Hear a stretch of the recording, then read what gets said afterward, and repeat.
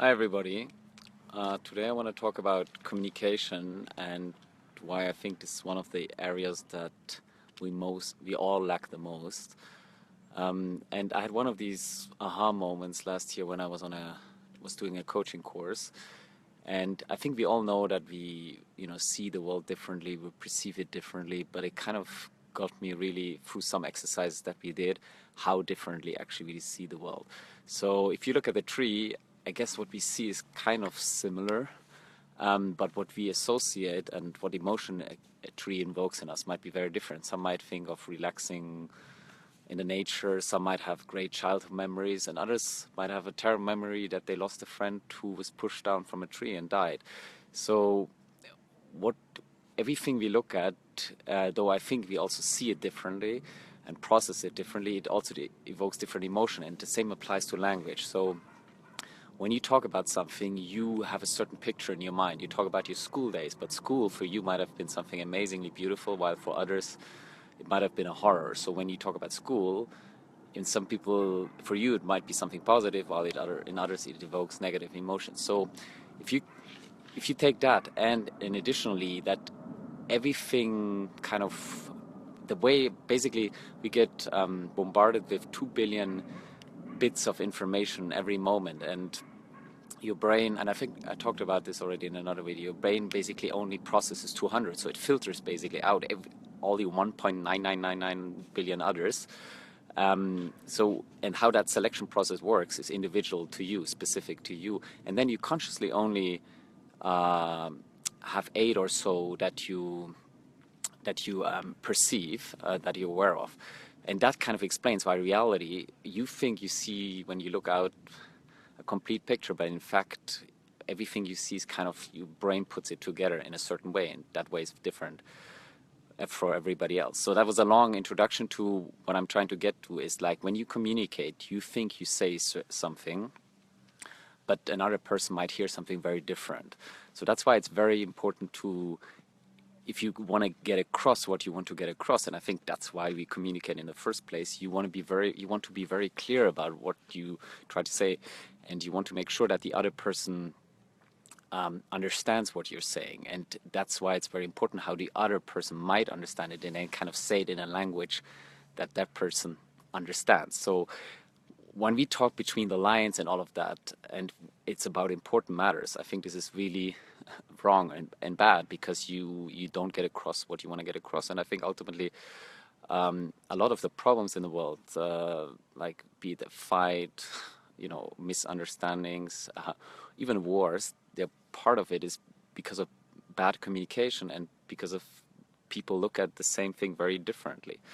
If you ask an American what he thinks about Iraq, and he asks an Iraqi about what he thinks about Iraq, you're going to get very different answers, even though it might be about the very same specific subject.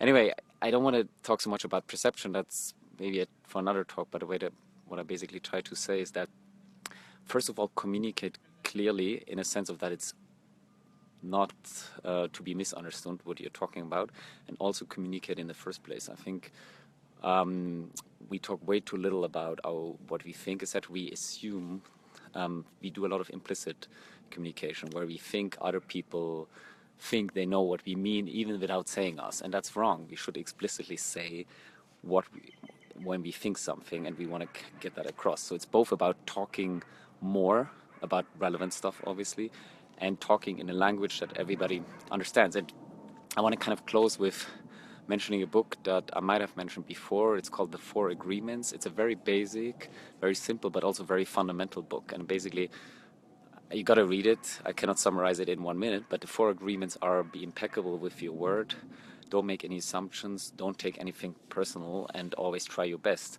And basically, this talk was about the former three. Be very aware that when you communicate, what you say can be, very powerful. Words can be very powerful, but it can also be very misunderstood. The second is, don't make any assumptions, meaning, if it hasn't been said or not clearly shown, you're just making assumptions. So if someone, very basic example, if someone hasn't said explicitly, I love you, that person might not love you. Or maybe the person has said, I love you, but meant it in a different way. And so all these subtleties, and so it's important, don't make any assumption. That means if you don't understand something, ask a question. Ask like, did I get this right? And that applies to anything in life, not just a relationship. And on the other hand, as well, communicate clearly. So it's both a sender and receiver problem. Communicate clearly, say what you meant and what your intentions are. And don't take anything personal. Is people say and do all kinds of things towards you. And especially when they try to harm you, or you have the feeling they're doing bad things to you, it's usually a reflection of their own problems and unhappiness. So people don't do bad things because they want to harm you. They do bad things because there's an inner problem. They're unhappy about something. Maybe you're beautiful, they're ugly, to put it plain simply, and they don't like it. Or maybe you're popular and they're not. Or maybe you're successful and they're jealous about it. So usually it's a problem of their own that they're projecting on you.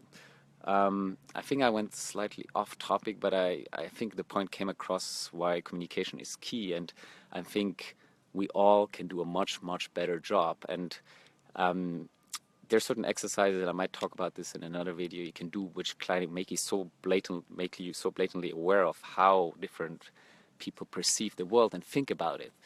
That it's a bit like, being a left-wing or right-wing politician. There's no right or wrong. It's just different views and perspectives of how the world works. And so I can recommend the book, The Four Agreements. It's a really fast read, and it will get you kind of started. And so I got feedback from some people that really liked the 2-minute versions, and other people said I prefer the 6-7 minute version because it goes more in depth. I think it kind of depends on what stage you are and what is beneficial to you, like kind of just a small dip into the ocean, or whether you want to kind of get more information. So leave me a comment what you think, what is better, what serves you more. Thanks, have a great day.